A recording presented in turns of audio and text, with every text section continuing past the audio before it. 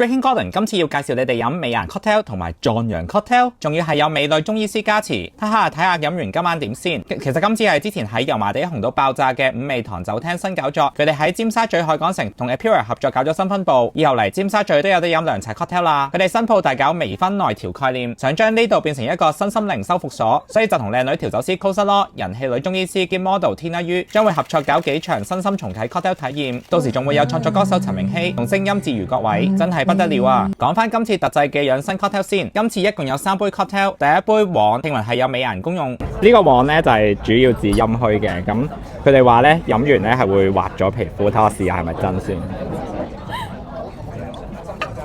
哇！自然得滯。第二杯金就主治肝鬱胸悶，心情煩躁飲佢就啱啦。佢係用咗五味雜陳同閉月收花兩款酒，加上菠蘿陳皮西柚，最特別係落咗個吉士醬，飲完即刻豁然開朗啊！最後一杯來，佢有分男版同女版，男版加咗壯陽補精嘅淫羊藿，女版就落咗人參當歸。咁佢係杯熱嘅 cocktail 嚟嘅，佢話有行氣活血，即係滋陰補腎嘅功能。睇我試下先。